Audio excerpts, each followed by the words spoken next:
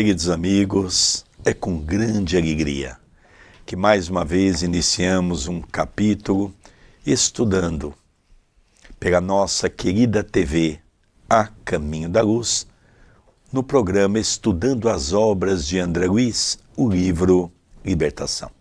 Nós estamos estudando o capítulo 12º e no último programa nós fizemos o primeiro programa desse capítulo, hoje será o segundo e último. E é muito interessante que nós estamos vendo então Gúbio entrar em ação para ajudar a família de Saldanha.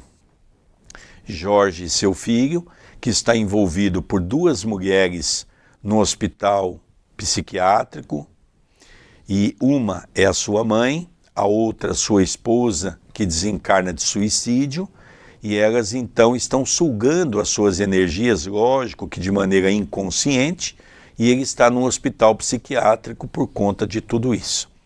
Então Gúbio pede para ajudar, Gúbio faz uma prece que toca todos os nossos corações, e agora então nós vamos ver o desenrolar, após a prece, do que acontece com Jorge, o que acontece com Irene, e o que acontece com Iracema, e o que vai acontecer com aquele que é Saldanha, o personagem que está perseguindo Margarida. Então vamos ver tudo isso. André, tudo bem com você? Tudo bem, querido Sérgio, cumprimentamos o nosso telespectador, em que eu agradeço muito pelo carinho que temos recebido, tanto pelas mensagens pelo WhatsApp, as próprias mensagens nos vídeos, pessoas que estão nos acompanhando desde o livro Nosso Lar, já estamos no 6º livro. Que alegria em poder ter a sua companhia, a sua participação, e se está te ajudando, compartilhe para chegar a mais corações. Que Jesus nos ilumine, que Jesus nos ampare, que eu e o nosso querido Sérgio possamos ter a sabedoria para interpretarmos este capítulo que requer tanta cuidade, não intelectual apenas, mas o sentimento de lidar com o obsessor, o sentimento de lidar com o benfeitor. Então é um capítulo de grande aprendizagem para todos nós. Continuando a leitura, nesse ponto, o orientador interrompeu-se. Intensos jorros de luz projetavam-se em torno dele, atirados por mãos invisíveis aos nossos olhos. Com imperceptível emotividade, Gúbio aplicou passes magnéticos em cada um dos 3 infelizes e, em seguida, falou ao rapaz encarnado. Aqui, André, eu gostaria de aproveitar um momento que às vezes passa a ser desapercebido numa leitura, num comentário. Veja, há uma coisa interessante que quando ele fala que tem intensos jorros de luz,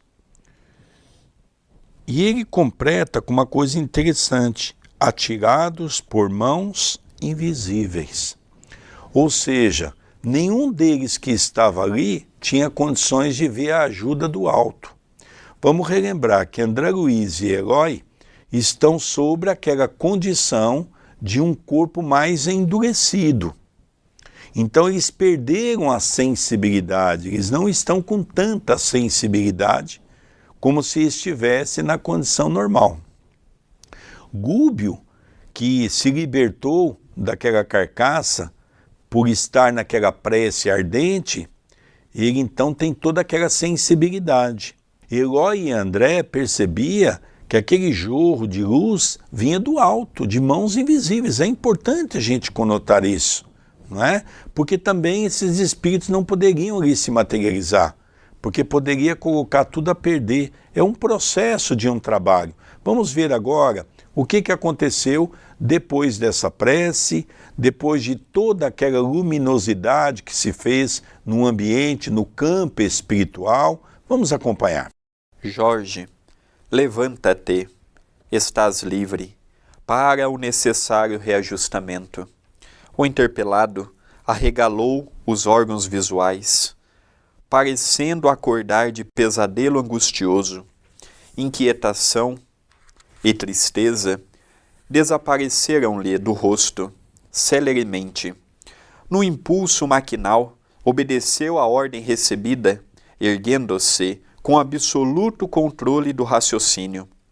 A interferência do benfeitor quebrara os elos que o prendiam às parentas desencarnadas, liberando-lhe a economia psíquica. Presenciando o acontecimento, Saldanha gritou em lágrimas: meu filho, meu filho! O doente não registrou as exclamações nascidas do entusiasmo paterno, mas procurou o leito singelo, onde se aquietou com inesperada serenidade. Então aqui nós vamos perceber que, primeiro, aos olhos da humanidade, parece que Jorge está sofrendo uma condição de vítima, sofrendo coisas que não deveria sofrer. Vamos relembrar que aqui na Terra, ninguém passa por uma situação se não for devedor. Jorge também, com toda essa história de ter sido incriminado, onde ele não cometeu crime, está passando por todas essas condições, logicamente ele tem o seu grau de culpa do passado e a reencarnação está dando a ele uma oportunidade de recompor um passado criminoso. Vamos relembrar que Jorge estava sob a influência da mãe e da esposa. E a influência magnética era tão grande que Jorge não tinha controle de si mesmo. Quem manipulava Jorge, vibratoriamente falando, era o espírito da mãe e o espírito de Irene, a sua esposa. Quando há a prece, Gúbio consegue fazer com que Jorge se liberte das duas. É quebrado aquelas teias mentais, aqueles fios tenuíssimos que ligavam Jorge a essas duas irmãs. Jorge despertou, Gúbio fez com que ele despertasse, e ele então percebeu que nada estava mais acontecendo. Voltou em si, cansado, foi para uma cama, sentou-se, depois deitou um pouco para repensar um pouco o que estava acontecendo, mas já liberto daquelas influências. Quando então Saldanha grita: meu filho, meu filho, lógico que ele não ia ouvir, porque ele já estava desperto, ele estava ligado ao corpo, e Saldanha está no mundo espiritual.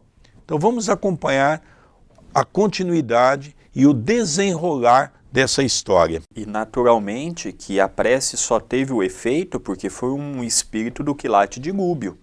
André Luiz poderia fazer uma prece tão bonita verbalmente quanto a de Gúbio, mas se não tivesse o poder espiritual de um Gúbio, também a prece por si só, ela não resolve. Entra a parcela de quem fez a prece, mas entra também o ascendente espiritual. Não basta ter apenas boa vontade, você também tem que ter um mecanismo. Eu tenho boa vontade de dar carona, mas eu tenho um carro que cabe mais uma pessoa somente, eu vou dar carona para quem? Só para um? Já Gúbio era um carro enorme, que cabia muitas pessoas para ele poder ajudar, auxiliar. Então, ele também reconhecia a oportunidade. Tanto é que esse livro vai ajudar vários personagens ao longo da história. Saldanha, Jorge, essas duas entidades infelizes, os magnetizadores que estão com Margarida, até chegar no ponto mais importante do livro, que é o auxílio a Gregório. Continua a leitura. Vencido nos melhores sentimentos de que era detentor, o algoz de Margarida aproximou-se do nosso dirigente, com as maneiras de uma criança humilhada, que reconhece a superioridade do mestre. Mas antes que pudesse tomar-lhe as mãos para osculá-las, talvez pediu-lhe Gúbio sem afetação: Saldanha, acalma-te, nossas amigas despertarão agora. Afagou a cabeça de Iracema, e a infortunada mãe de Jorge voltou a si, gemendo: onde estou? Reparando, no entanto, a presença do marido ao lado, nomeou-o por apelido carinhoso de família e bradou, desvairada de emoção: socorre-me, onde está nosso filho? Nosso filho passou logo após para a fraseologia particular de quem reencontra um ser amado, depois de ausência longa. O obsessor da doente que nos interessava de mais perto, tangido nas fibras recônditas do ser, derramava agora abundantes lágrimas e buscava o olhar de Gúbio instintivamente, rogando-lhe, sem palavras, medidas salvacionistas. Aqui, André, eu acho importante nós fazermos alguns pontos, né? Para podermos aqui descortinar essa história, não é? Lógico que Saldanha já queria despertar as duas, que ainda continuava naquele processo do transe. Então Gúbio diz: olha, Saldanha, tenha paciência, vamos com calma, nós vamos fazer despertar cada uma para que elas possam receber auxílio. Saldanha, então, fica em silêncio. Gúbio desperta primeiro a esposa. A esposa sai do transe. Lembre que os três, Jorge, Iracema e Irene, estavam sob um processo de magnetização total. Ou seja, ninguém se lembrava de nada. Todos estavam agindo naquele mesmo corpo de Jorge, com a interferência mental, e os três não saíam daquele quadro de união que se fazia. Então aqui ele desperta primeiro Iracema. Iracema desperta e pergunta: aonde estou? Aonde estou? Cadê meu filho? Cadê Jorge? Quero ajudar o Jorge. Então nós percebemos aqui que ela começa então a perceber que ela começa a relembrar aquilo pela qual levou ela ao desencarne e ao sofrimento no mundo espiritual. Sem dúvida. E ela reconhece Saldanha, e ali eles trocam alguns nomes carinhosos, chamam por determinados nomes que apenas a família conhecia, o que é natural de uma intimidade doméstica, e ali nós vemos então a primeira despertar. O caso de Iracema é um pouco mais fácil do que de Irene, porque Irene saiu da vida pelas portas do fundo. Para nós os espíritas, a pior forma que tem é o suicídio. É a pior forma de um espírito chegar no mundo espiritual. São duas coisas que a gente trata com muito carinho, o suicídio e o aborto. Que hoje, para não falar o aborto, uma palavra muito pesada, e o suicídio, nós procuramos falar sobre a valorização da vida, do feto, a valorização daquela criança que está para nascer. Então são dois assuntos basilares que Allan Kardec e Chico Xavier trabalharam e muito em suas obras. Continua a narrativa. Em que mau sonho me demorei? Indagava a desventurada irmã, chorando convulsivamente. Que cela imunda é esta? Será verdade que já atravessamos o túmulo? E, em crise de desespero, acrescentava: temo o demônio, temo o demônio. Ó Deus meu, salva-me, salva-me. Nosso instrutor dirigiu-lhe palavras encorajadoras e indicou-lhe o filho que descansava bem ao nosso lado. Recompondo-se gradualmente, ela perguntou a Saldanha por que emudecera, faltando a palavra amorosa e confiante de outro tempo, ao que o verdugo de Margarida respondeu significativamente: Iracema, eu ainda não aprendi a ser útil, não sei confortar ninguém. A essa altura, a sofredora mãe, então desperta, passou a interessar-se pela companheira de infortúnio, que fazia a mão direita movimentar-se sobre a garganta, crendo a custo tratar-se da nora, que se lhe fizera irreconhecível, apelou aflita: Irene, Irene. Então aqui, antes de nós entrarmos no caso de Irene, que está começando a se despertar, nós vemos que, de uma certa maneira, Iracema começa a indagar Saldanha, por que que ele não interveio, por que que ele não ajudou antes, onde ele estava. E Saldanha então diz que ele não tem condições para isso, ele não tem condições amorosas para ajudar ninguém. A faixa vibratória dele é outra. Então Saldanha já começa a entender todo esse processo. E lógico que ela se encontrava aflita Quando ela desencarnou, Jorge estava sendo julgado, mas ela não acompanhou Jorge, por exemplo, na prisão, no manicômio. Ela não chegou a pegar o Jorge nessas fases. Então é agora que ela está começando a entender o que está acontecendo com o seu filho. Naquele lugar imundo, ela pergunta: onde estou? Onde está Jorge? Jorge está aí, deitado, descansando. Então Jorge estava muito cansado, ele tinha ataques comuns. E esses ataques eram propiciados por Irene e também por Iracema. Lógico que de maneira inconsciente. Então, ela agora começa a ter essa conversa com Saldanha, não é? Cobrando de Saldanha, por que Saldanha não havia ajudado antes, não é?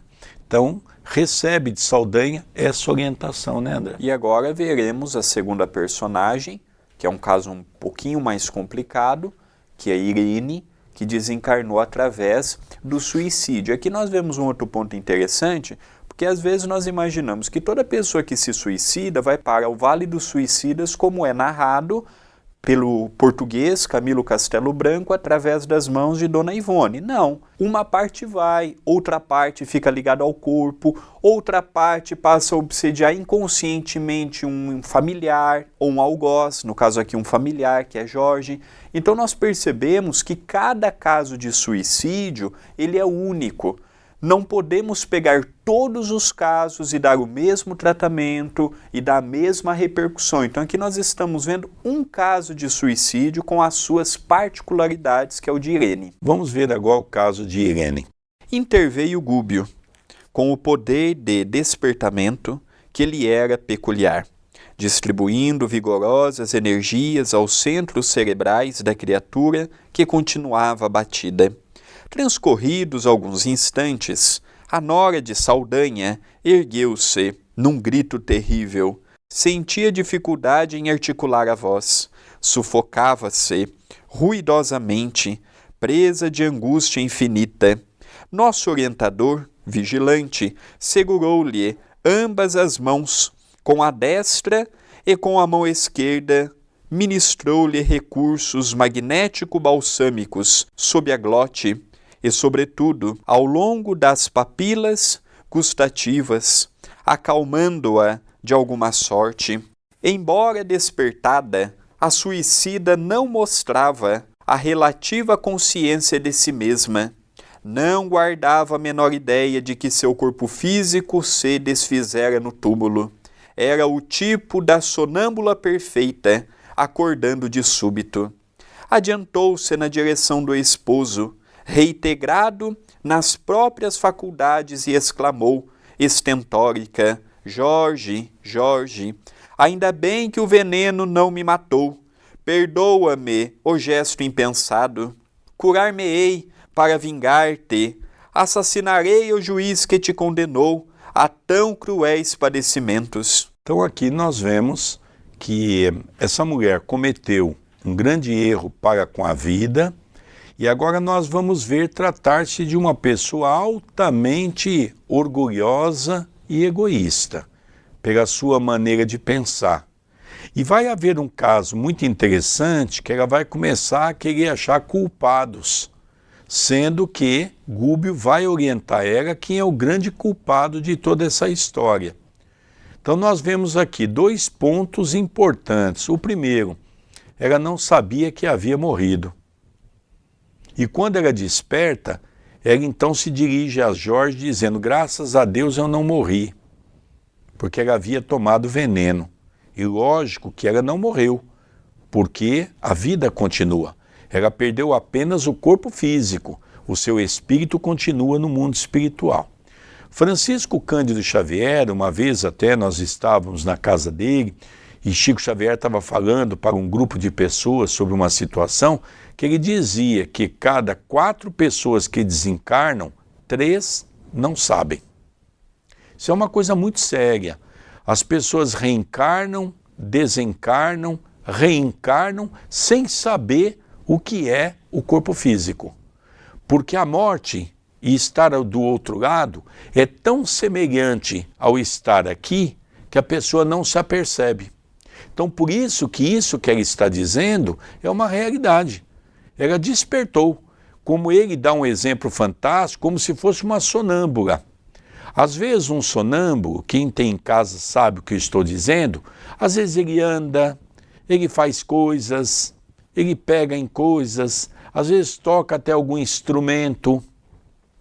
E no dia seguinte, quando ele desperta, é perguntado a ele, ele não se lembra de nada. Então por isso que diz aqui, André Luiz, que é como se fosse um sonâmbulo, não é? Que desperta para a vida. Então ela começa a perceber e a agradecer que ela não havia morrido. Observando, ao contrário do que esperava, que o esposo não reagia, implorou: ouve, atende-me, onde dormi tanto tempo? Nossa filha, onde está? O interpelado, todavia, que se lhe desligara da influência direta nos centros perispirituais, prosseguiu na mesma atitude fleumática e impassível de quem ajuizava com dificuldade a própria situação. Veja, André, só para o nosso querido telespectador entender. Quando despertou a primeira Iracema, ela se dirigiu a Jorge. Jorge estava deitado, não estava dormindo, estava ligado ao corpo. Ele não ouve as influências da mãe. Agora, a mesma coisa. Irene vai até ele e tenta conversar com ele. E percebe que ele não ouve, porque ele está ali, né, descansando. Então ele não ouve o que ela diz, porque foi desligado aquele elo de ligação entre os três. Foi ainda Gúbio quem me abeirou de Irene, elucidando: aquieta-te, minha filha. Sossegar-me, eu? Protestou a infortunada: não posso. Quero tornar a casa. Esta grade me asfixia. Cavalheiro, por quem é? Reconduza-me ao lar. Meu esposo permanece encarcerado injustamente. Estará por certo dementado. Não me escuta, não me atende. Por minha vez, sinto a garganta carcomida de veneno mortal. Quero minha filha e um médico. Nosso orientador, contudo, respondeu-lhe com voz triste, não obstante acariciar-lhe a fronte assustadiça: filha, as portas de tua casa no mundo cerraram-se para tua alma com os olhos do corpo que perdeste. Teu esposo jaz liberado dos compromissos do matrimônio carnal, e tua filha, desde muito, foi acolhida em outro lar. É indispensável, pois, que te refaças de modo a prestar-lhes todo o serviço que desejas. A desditosa criatura rojou-se de joelhos, soluçando: então morri? A morte é uma tragédia pior que a vida? Clamou desesperada. Aqui é uma coisa interessante, André, para que o André possa dar continuidade. Isso aqui é muito comum. Nós fazemos as nossas bobagens e queremos achar o culpado. Ela aqui, então, está querendo achar culpado por um erro que quem cometeu foi ela. Se ela cometeu suicídio, foi pela sua própria vontade. Um outro ponto interessante é que Gúbio vai direto no assunto. Quando ela começa a querer cobrar, quando ela começa a exigir, dirigindo a Gúbio, não é? O cavalheiro poderia me levar de volta para minha casa, quero ter contato com a minha filha. Ele diz, olha, infelizmente é impossível. Você, infelizmente, está ciente que tomou aquele veneno, o veneno corroeu parte do seu corpo e você acabou realmente falecendo, você perdeu o corpo. Aquele matrimônio que você tinha já não tem mais. Aquela casa que você julgava ter já não tem mais. Você já está em um outro plano. Então ela começa a ser esclarecida de tudo isso. Então ela se ajoelha, então ela questiona, eu morri? A morte é uma tragédia pior que a vida, clamou a desesperada. A morte é uma tragédia pior que a vida? A morte e a vida ela é de acordo daquilo que nós procuramos. Se a vida dela tornou-se uma tragédia, é porque ela escolheu por isso, né, André Luiz? Sem dúvida, são as escolhas que nós possuímos. Interagimos com a nossa existência conforme o nosso livre-arbítrio, o nosso julgamento, o nosso direito e o nosso poder de escolhas. Acertamos em alguns casos, erramos em outros. A vida vai nos dando maturidade, a idade vai nos dando maturidade em muitos casos, mas nem todos aprendem. Nós vemos Iracema, por exemplo, procurando o culpado para o seu próprio suicídio. Não foi nenhum obsessor, não foi ninguém que a fez tomar o veneno. Ela própria, desiludida pela vida, com uma filha pequena, o marido encarcerado, o marido sendo levado a um sanatório ou hospital psiquiátrico, e ela se viu sozinha e sem força para reagir, e optou pelo suicídio. É o que muitas pessoas escolhem quando tem uma dívida muito alta, quando passam por uma traição conjugal, quando descobrem determinada situação que lhes impõe um grande suplício e humilhação pública. Então o suicídio é sempre a alternativa mais rápida na mente humana para o solucionamento de um problema. Gostaria que você atentamente ouvisse que mensagem bonita Gúbio agora dá a Irene sobre a vida e sobre a morte, que segundo aos seus olhos é algo terrível. Vamos acompanhar. A morte é simples mudança de veste, elucidou Gúbio sereno. Somos o que somos. Depois do sepulcro, não encontramos senão o paraíso ou o inferno criados por nós mesmos. E adoçando a voz, para conversar na condição de um pai, prosseguiu, comovido: por que atiraste fora o remédio salvador, esfacelando o vaso sagrado que o continha? Nunca ouviste o choro dos que padeciam mais que tu mesma? Jamais te inclinaste para registrar as aflições que vinham de mais fundo? Por que não auscultaste o silencioso martírio daqueles que não possuem mãos para reagir, pernas para andar, voz para suplicar? A revolta consumiu-me, explicou a desventurada. Sim, confirmou o instrutor, solícito. Um momento de rebeldia põe um destino em perigo. Com diminuto erro de cálculo, ameaça a estabilidade de um edifício inteiro. Infeliz de mim, suspirou Irene, aceitando a amargosa realidade. Onde estava Deus, que me não socorreu a tempo? A pergunta inoportuna esclareceu nosso dirigente bondosamente. Procuraste saber, antes, onde te encontravas a ponto de te esqueceres tão profundamente de Deus? A bondade do Senhor nunca se ausenta de nós. Se transparecia da bendita oportunidade terrena que te conduzia à vitória espiritual, reside também agora nas lágrimas de contrição que te encaminham à regeneração salutar. Admito que possas, em breve, alcançar semelhante bênção. Entretanto, cavaste enorme precipício entre a tua consciência e a harmonia divina, que precisarás transpor, efetuando a própria recomposição. Por algum tempo, experimentarás a consequência do ato impensado. Colher fruto imaturo é praticar violência. Intoxicaste a matéria delicada sobre a qual se estruturam os tecidos da alma, e poucas circunstâncias te atenuam a gravidade da falta. Não percas, porém, a esperança e dirige os passos na direção do bem.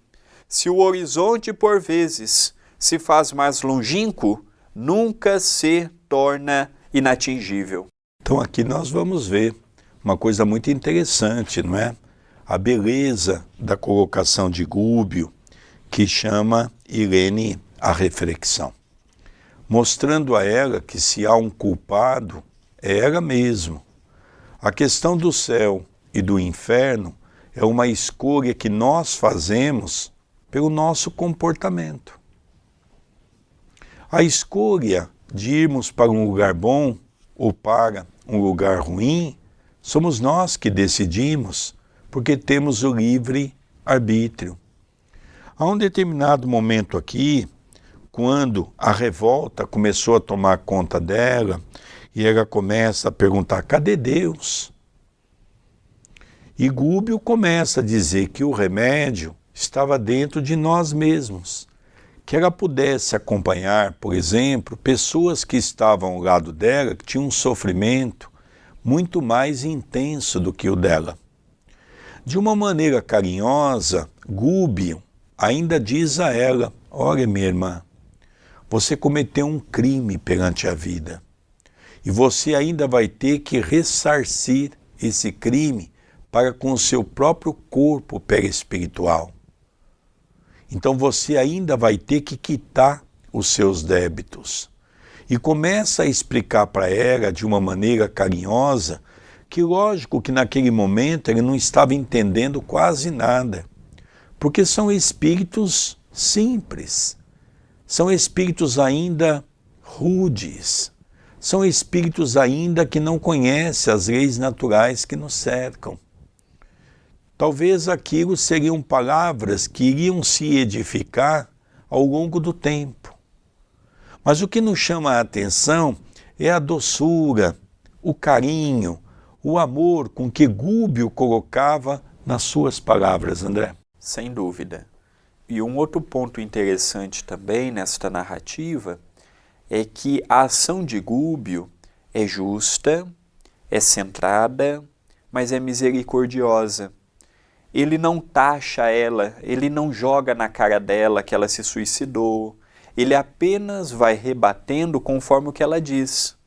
Ele apenas vai esclarecendo sem qualquer afetação de imposição, de ortodoxia, de humilhação, mas também não deixa passar o momento de informar. Olha, você teve a oportunidade de escolher. Você escolheu a forma mais trágica e isso gera consequências. E aqui nós vemos a forma que chegou Irene e Iracema. Iracema já recobrou a lucidez, reconheceu Saldanha, viu a situação difícil do filho, pronto, estava minimamente equilibrada. Minimamente equilibrada. Iracema destrambelhou toda a sua parte neurológica, fisiológica e espiritual com a atitude impensada que ela teve através do suicídio. Continuando a leitura, e encorajando-a paternalmente, acentuou, vencerás, Irene, vencerás. A interlocutora, entre o desapontamento e a rebelião, não parecia interessada em reter os elevados conceitos ouvidos, desviando a atenção da verdade que a feria fundo, identificou a presença de Saldanha, passando a gritar medrosamente. Gúbio interferiu, acalmando-a. A companheira de Jorge, todavia, dominado o temor infantil, regressou à intemperança mental. Pousou no sogro os olhos atormentados e inquiriu: sombra ou fantasma? Que procuras aqui? Por que não vingaste o filho infeliz? Não te dói tanta infâmia inútil? Não disporás, acaso, de armas com que possas ferir o juiz desalmado que nos conspurcou a vida? Cessa, então, com a morte o devotamento dos pais? Descansarás, porventura, em algum céu, contemplando Jorge assim reduzido a frangalhos? Ou ignoras a realidade cruel? Que razões te compelem a mudez das estátuas? Por que não buscaste, sem repouso, a justiça de Deus que não se encontra na terra? As perguntas assemelhavam-se a golpes de ferro em brasa. Então nós vemos aqui, Irene desfere primeiro a Deus, depois vai tirar a satisfação de Gúbio, depois vai tirar a satisfação de Jorge no primeiro momento, agora vê Saldanha, o seu sogro, atira todo o fel que está dentro do seu coração de raiva, de revolta, de ódio. Aonde você está, Saldanha? Está em algum céu? Está tranquilo? Está vendo tudo isso? Por que você não persegue aquele juiz? Porque nós ainda assimilamos muito aquela mensagem do Velho Testamento, olho por olho, dente por dente. E ela queria exatamente, na condição de um espírito equivocado, que Saldanha pudesse, mas ela não sabia que Saldanha já estava fazendo isso. Saldanha já estava na casa do juiz, perseguindo a filha do juiz para dar uma lição ao pai de Margarida. Da mesma maneira que ele foi ferido porque o juiz incriminou o seu filho, que era inocente, ele iria fazer tirar do corpo Margarida, para mostrar ao pai o quanto é duro quando a gente faz alguma coisa para alguém. Então ela começou a desferir todo um contexto de improbidade para aquele homem, que na verdade ouviu calmamente. Quer dizer, lógico que uma revolta se fez, porque Saldanha também sabe que ela cometeu um crime. Ela tirou a sua própria vida. Ela poderia ter enfrentado isso de maneira diferente. Agora vamos ver a continuidade, né, André? O perseguidor de Margarida recebia-as por vergastadas no íntimo, porquanto extrema indignação lhe empalideceu o semblante. Hesitava quanto à atitude a assumir, mas reconhecendo-se diante de um condutor amoroso e sábio, procurou o olhar de Gúbio, rogando-lhe cooperação em silêncio, e o nosso instrutor tomou por ele a palavra. Irene, exclamou melancólico, a certeza da vida vitoriosa, acima da morte, não te infunde respeito ao coração? Supões estejamos subordinados a um poder que nos desconhece? Perante a verdade nova, que te surpreende a alma, não percebes a infinita sabedoria de um supremo doador de todas as bênçãos? Onde se encontra a felicidade da vingança? O sangue e as lágrimas de nossos inimigos apenas aprofundam as chagas que nos abriram nos corações.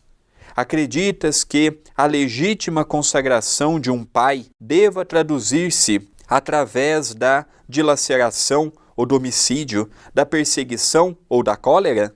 Saldanha veio até este cárcere por amor, e eu creio que as mais nobres conquistas dele lhe retornam à superfície da personalidade, triunfantes e renascentes.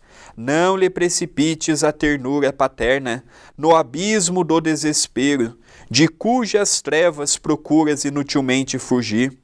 A desditosa mulher silenciou, soluçante, enquanto o sogro enxugava as lágrimas que as observações generosas de Gúbio lhe haviam arrancado. Então aqui nós vimos o auxílio, o reconforto a Irene. Um espírito mais revoltado, um espírito mais agitado, um espírito mais endurecido no sentimento, e disse todos estes impropérios, dirigindo-se a Saldanha. E qual foi a reação de Gúbio? Tomar a frente e mostrar, não é assim que funciona. Isso funciona quando nós estamos encarnados, nós vamos, brigamos, xingamos, tiramos satisfação, humilhamos ou somos humilhados. Aqui não, ela pensa que ela estava lidando com um espírito vulgar, mas Gúbio, um espírito de uma excelência, dono do seu próprio raciocínio e de uma paz imperturbável, diz a ela, não procede assim. Não pense que Saldanha esteja contente ou feliz por ver o filho tão amado nesta condição. E por muito ele o amar, ele veio até este cárcere, através desta casa de reajustamento mental, Não pense que ele está ocioso e nem complacente com a situação. Irene vê essa situação toda, acalma, soluça, vai mudar imediatamente? Evidente que não, porque a mudança é com o tempo. E agora nós vamos ver o descortinar em torno da mãe de Jorge. Interessante, André, eu só gostaria de fazer uma menção que se Gúbio permitisse que Saldanha desse a resposta, Saldanha com certeza ia para a briga. Porque é natural do espírito dessa natureza. E poderia colocar todo aquele trabalho à perda. Então foi por isso que Gúbio tomou a frente e falou: olha, minha filha, você está equivocada. E o André, de uma maneira belíssima, definiu as colocações de Gúbio. Então, para preservar Saldanha, que poderia ali, pela condição espiritual que ele se encontra, ele poderia colocar tudo a perder. Então foi quando Gúbio tomou a frente, e Gúbio, então, que respondeu a Irene. É muito interessante nós notarmos isso. Foi então que Iracema se declarou exausta e suplicou a dádiva de um leito. O nosso orientador convidou Saldanha a se pronunciar. Se Jorge melhorara, ambas as senhoras desencarnadas exigiam socorro urgente.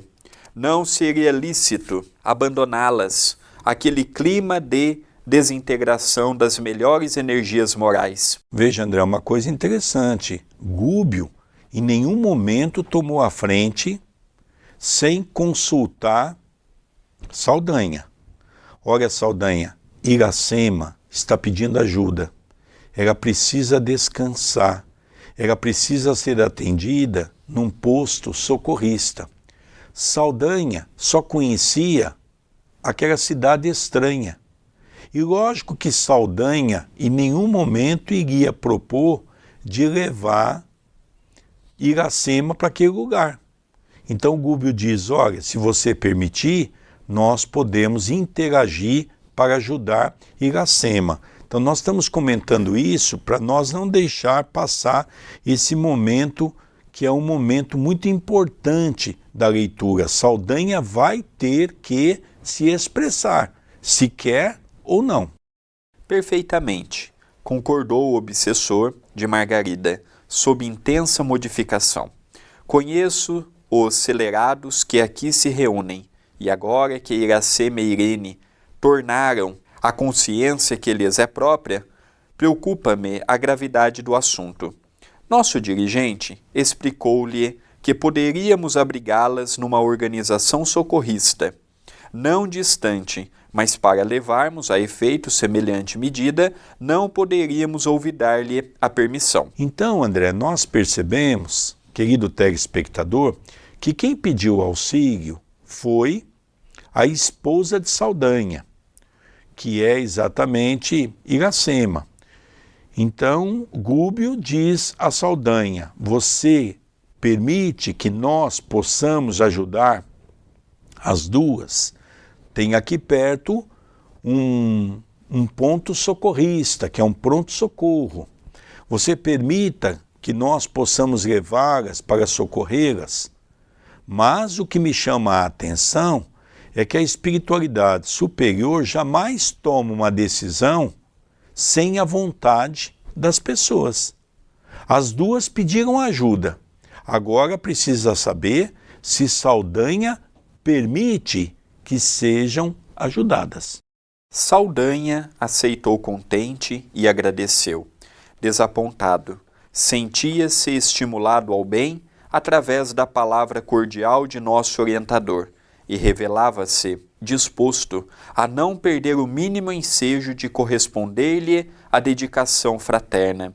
Depois de alguns minutos, ausentávamo-nos do hospício, conduzindo as irmãs enfermas a recolhimento adequado, onde Gúbio as internou, com todo o prestígio de suas virtudes celestes, ante o visível espanto de Saldanha, que não sabia como exprimir-se no reconhecimento a extravasar-lhe da alma. Então nós já percebemos que Saldanha não era fundamentalmente mal. Primeiro que uma pessoa que não muda por conta de uma prece e nem por conta da ajuda de um filho. Nós vemos que, por exemplo, Gregório estava há 700 anos na senda da maldade. Saldanha era assim um espírito que ainda tinha muito ódio, muito rancor, não aceitou a atitude daquele juiz, procurou cegamente defender o seu filho, aceitou o convite de Gregório para chefiar esta expedição que era levar a óbito Margarida. E aqui nós já conseguimos ver que depois de anos, aproximadamente 11 anos, que ele diz que desencarnou e foi recolhido a essa cidade estranha, ele começa a sentir algo de bom. E agora ele está travando consigo um grande embate. Mas espera, eu fui conduzido a um trabalho e de repente aquele meu coração que era duro, implacável, ele começa a dar asos para o ressentimento no sentido, será que eu estou fazendo certo? Será que Margarida merece pagar por um problema que é o pai e não é ela? Será que da mesma forma que eu estou recebendo ajuda, eu também não devo ajudar esta nossa irmã infortunada? E em contrapartida levaram as duas, Iracema e Irene, a um desses prontos socorros espirituais, em que já vimos em outros livros, como Missionários da Luz e Obreiros da Vida Eterna, e pelo grande ascendente espiritual de Gúbio, não foi difícil conseguir uma internação para essas nossas duas irmãs darem continuidade na sua jornada evolutiva. Tudo com o acompanhamento também de Saldanha. Dando continuidade. Ao retornarmos, cabisbaixo, humilhado, o perseguidor de Margarida perguntou timidamente quais eram as armas justas num serviço de salvação, ao que o nosso orientador retrucou atenciosamente: em todos os lugares, um grande amor pode socorrer o amor menor, dilatando-lhe as fronteiras e impelindo-o para o alto, e em toda a parte, a grande fé vitoriosa e sublime pode auxiliar a fé pequenina e vacilante, arrebatando-a às culminâncias da vida. Saldanha não voltou a palavra e fizemos a maior parte do caminho em significativo silêncio. Logicamente, o que Gúbio disse a Saldanha, que somente o amor é capaz, por menor que seja, resolver várias situações. E aquilo fez com que Saldanha começasse a pensar, e os dois continuaram a sua caminhada de retorno à casa de Margarida em silêncio, porque logicamente Gúbio permitiu a Saldanha que tivesse um grande ensinamento e que fosse para Saldanha momentos de reflexões, para que ele pudesse refletir sobre a vida e sobre aquilo que nós fazemos. Saldanha estava levando uma pessoa à morte, por ódio no coração. Gúbio libertou o seu filho, o filho de Saldanha, a esposa e a nora, de um grande processo de sofrimento. Veja o que o amor é capaz. É um capítulo muito bonito, foi dividido em duas partes, estamos chegando no final da segunda parte. Pelo menos para mim, foi um capítulo de uma substância sentimental e argumentativa surpreendente. Pude compreender que o ódio não nos leva a lugar algum. Rapidamente o ódio pode saciar nossa sede de vingança. Consegui prejudicar fulano, consegui prejudicar ciclano, pronto, estou em paz comigo. Mas conforme nós vamos compreendendo a real felicidade, nós vamos vendo que não leva a lugar algum. E durante muitos anos, Saldanha no plano maior, vendo seu filho deteriorando, conservando aquela situação amarga e triste, ele procura tirar no filho combustível para ser implacável com Margarida. E de repente aparece uma pessoa na sua vida, sem lhe impor nada, respeitando a sua hierarquia, chama-o à lucidez pelo auxílio. Gúbio não muda Saldanha por palavras bonitas. Gúbio convida Saldanha à modificação pelo auxílio grandioso que fez naquele quarto deprimente de uma casa, de um hospital psiquiátrico. Então, para mim, foi um capítulo que calou muito fundo em meu coração, por mostrar que o amor liberta, ao passo que o ódio aprisiona, tortura e massacra os sentimentos mais nobres.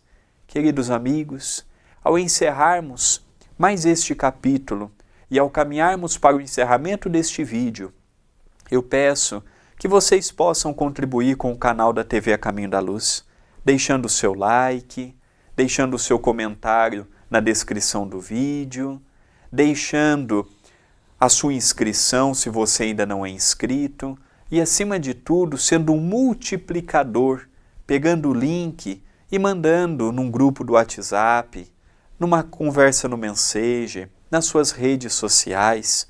Ajude que esse programa chegue a mais corações. E o livro que elegemos hoje para falarmos, porque é através dos livros, é através da loja virtual que conseguimos manter o Centro Espírita Perdão, Amor e Caridade. Hoje nós elegemos o primeiro livro que a TV lançou, Tributo a Chico Xavier, do Dr. Jarbas Leone Varanda. É um livro que fala casos, estudos em torno da vida deste grande homem, a qual aprendemos a admirar e a respeitar. É um livro que foi escrito de modo muito sério, autêntico, verdadeiro, de uma pessoa que conheceu o Chico ainda em Pedro Leopoldo e teve um contato maior quando o Chico mudou para Uberaba, já que o Jarbas conheceu o Chico em Pedro Leopoldo, quando estudava em Belo Horizonte, e teve um contato mais íntimo quando o Chico muda para Uberaba, cidade natal de Dr. Jarbas. Você pode adquirir pela loja virtual, loja-acaminhodaluz.com.br.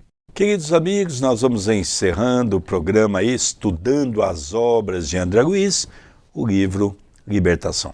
A nossa gratidão a você, que está sempre sintonizado no canal do YouTube da TV A Caminho da Luz. Um beijo no seu coração e até o próximo programa. Votos de muita paz, de muita luz, de muita alegria e até o nosso próximo programa.